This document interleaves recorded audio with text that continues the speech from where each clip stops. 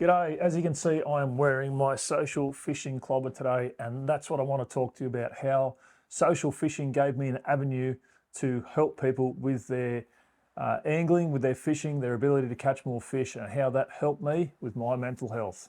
I'm Dan Webber and I am the Mental Fisherman, and I'm excited today because this is a very, very positive subject for me and something that's it's a very passionate part of my life now, and that is the social fishing membership. I first started working with the membership as a writer for Lake Burrinjuck, my local waterway, and believe it or not, that was actually the first resume that I ever wrote was to Reese, who had put a post out on the socials looking for writers for different waterways. I put my hand up and actually emailed him with my first ever written resume. Now, as a plumber, I had never had to write a resume before.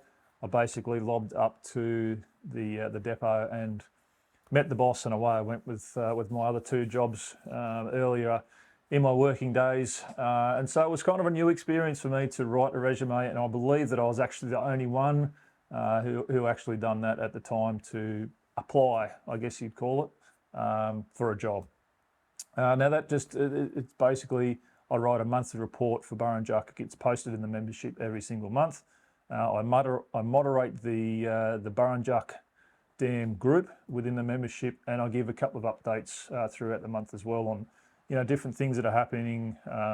As the seasons change, temperatures change. I mean, we're coming into the winter season now, so we're starting to talk about big cod. So I'm talking about where the bait's congregating and what sections of the dam the big fish are hanging out and things like that. So it's an incredible platform. If you have never heard of it, go and look it up. Go and look it up on the socials, or look it up at socialfishing.com.au. Now that is an absolutely incredible website, which I've been lucky enough to work with now for a couple of years, building content and helping to create what is Australia's biggest and best freshwater fishing platform. Basically, it's all about helping people to harness, helping people to catch more fish. So helping people to learn about different species, different waterways, access points.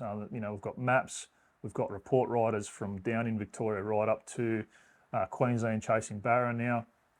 Incredible platform. But if you haven't seen it before, haven't heard of it, make sure you go and check that one out. I'm lucky enough to work on that on a fairly regular basis, creating content and doing things like that for that website. Now, I started though as just a writer for Burrinjuck,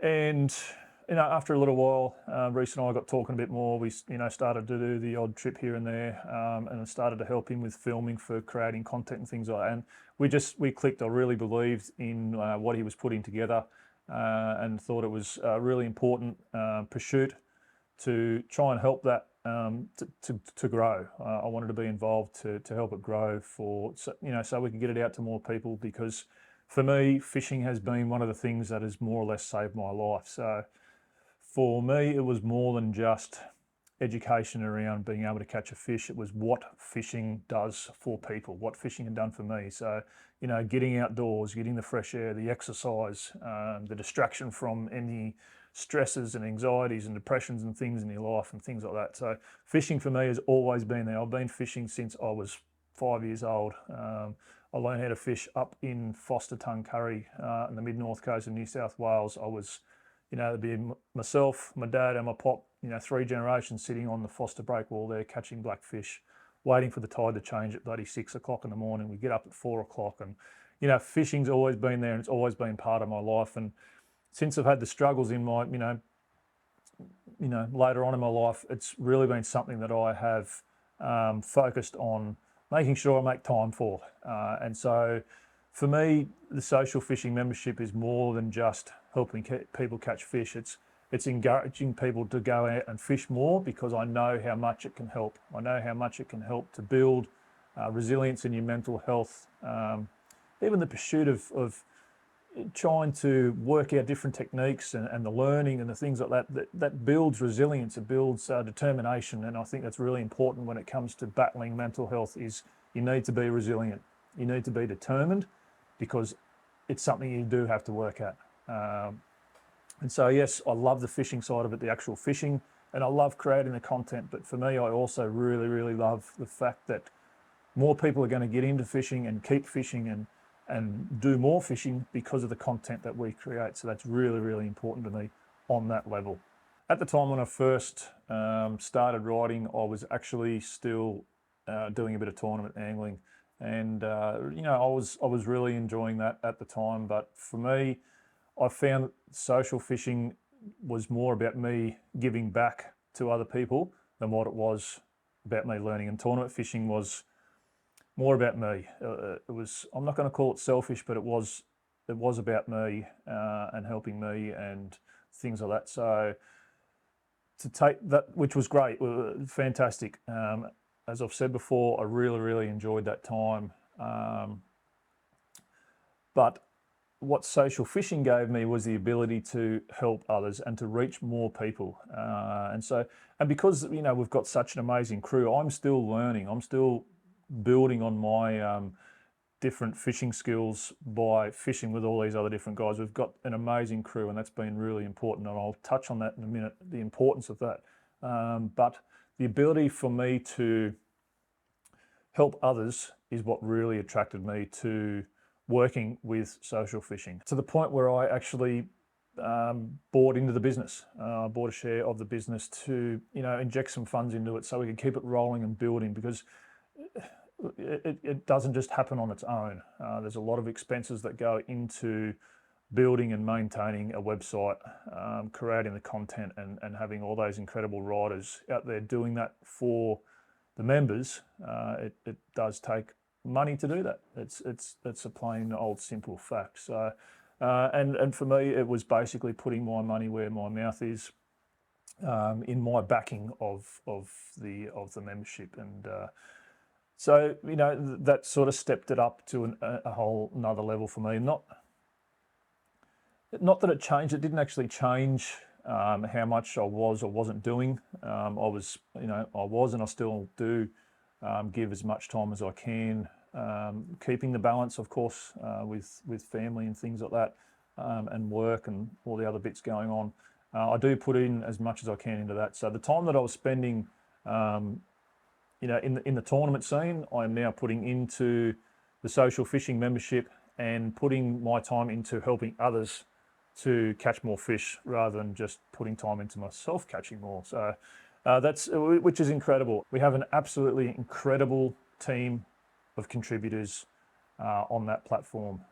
We've got guys down in Victoria, right throughout New South Wales, right up into Queensland. We cover. We've got Nate, who's covering Glen Lyon and Mondrian up there.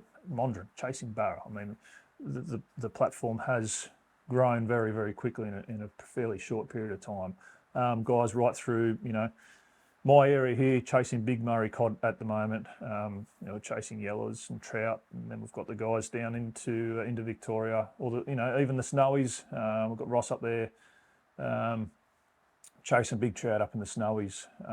Then we get down to Victoria, they're chasing cod down there, and there's bass and trout and all sorts of things down there. So we've got a massive team, and we've got this really cool group chat where guys are sharing what's happened and misses and hits and different ideas of lure building and different techniques. It's a constant stream of information and different opinions coming from different people, and it's an incredible thing to be a part of. And like I say, I am still learning as I am helping others to learn as well, which is absolutely incredible. It's a great thing that I feel privileged to be a part of, and it really has helped me, again, like I say, focus my attention onto something other than just your daily work grind and things like that. So it was actually a podcast that I'd done pretty early on.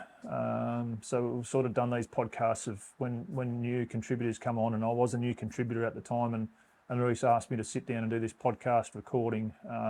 I had told him my story about how I'd gotten to where I was at the time, and I guess we thought it was kind of important to share that. And that podcast is still, I still get messages about it now. It's still something that's sort of touching people, and people are still listening to, and I'm still getting feedback saying, mate, thanks so much for sharing and putting your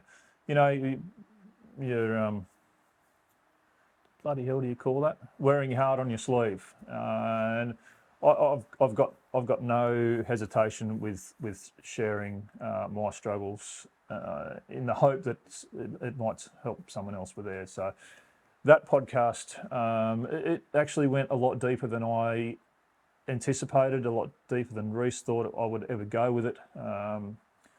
We knew each other, but we didn't know each other that well at that time. But for me, it just seemed important to share. It was almost a natural thing that it just flowed, and I basically spilled my guts about the lead up to my breakdown and basically what I'd done, following that to rebuild and things like that. So if you haven't listened to that one, feel free to go and have a listen. That's on the Social Fishing podcast. I'm not sure which episode it is. It's sort of fairly early on, so have a look through there on all your Spotify's and all that sort of stuff. It's a free podcast, so you can go and have a listen to that if you want to hear the story from back then, from that side of things. You can go and have a listen to that one. So that is out there, but it's a great thing to be able to do, and I still am having contact with people now who the reason that they've become a member is because they are having struggles. There's people who've had family struggles and have been able to reconnect with their kids and get them outdoors and get them active and things like that through being able to learn and share within our platform, which is absolutely incredible. And like I said, that's the stuff that comes. I don't know if we want to. I don't know how you really describe it. It's not a.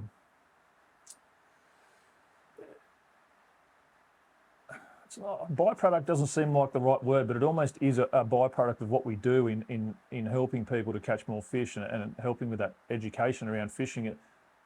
A product of that is these people is people that are getting outdoors and people that are taking their kids out and teaching them how to fish, and that is just something that when I first got into it, I don't know. I think I probably underestimated that a fair bit.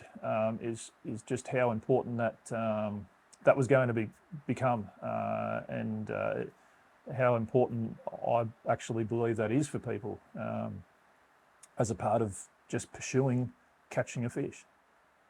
Just going out trying to catch a fish, the places it takes you, the people you get to meet, the things you see beside the river. I mean, some of the really cool stuff that even I do personally with my kids when we get out in the river. I mean, I had Henry fall off the boat once.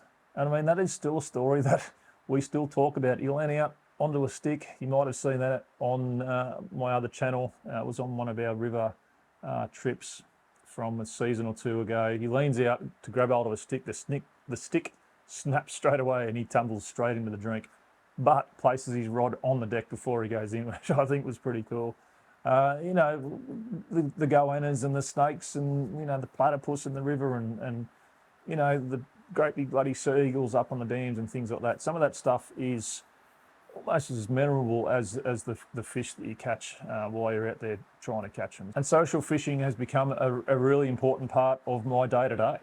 It is something that I think about on a daily basis, whether I'm thinking about what we're doing next, planning a trip, on the trip, whatever it might be. Wow, that is really teeming down now. I hope you can't actually hear that through the mic.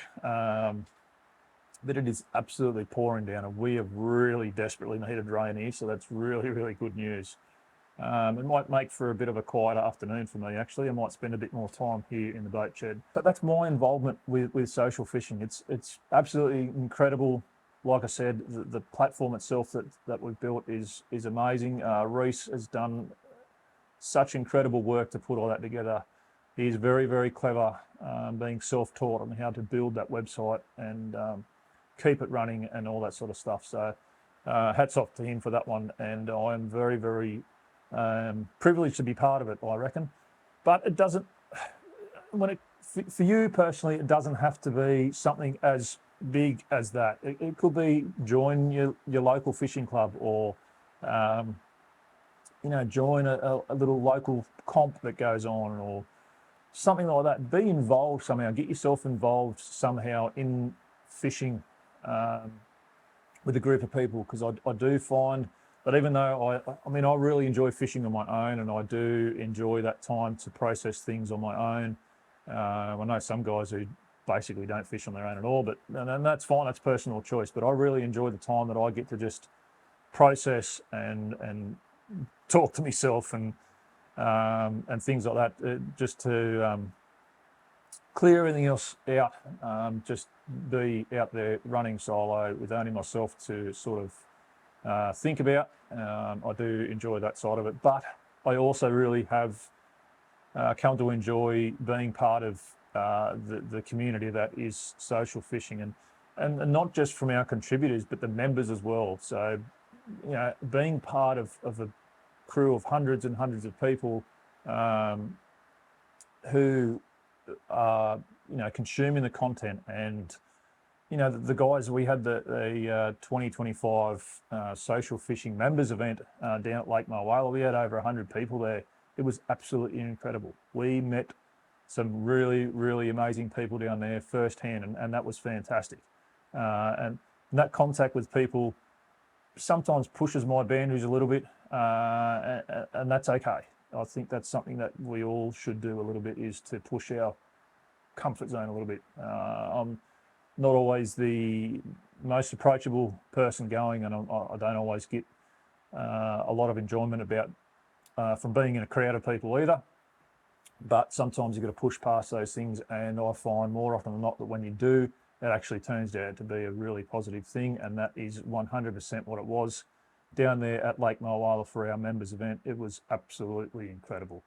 The accelerated learning for people down there, plus just the mucking around the casting comps, and sitting around chewing the fat on different things. We got to learn about different waterways. People have come from all over the place to come down there and be part of that, and be part of the sort of accelerated learning, with the clinics and the on-water demos with sounders, and all that kind of stuff. It was a really amazing event with some really, really good people. I guess that is the end of this episode. Like I say, social fishing for me has been an incredible thing to be a part of, but for you it could be something much, much smaller, and that's fine. Whatever helps. Get yourself out there and get involved in a community group, or get a hobby, or pursue a passion, and I think you'll find it will probably help you a lot.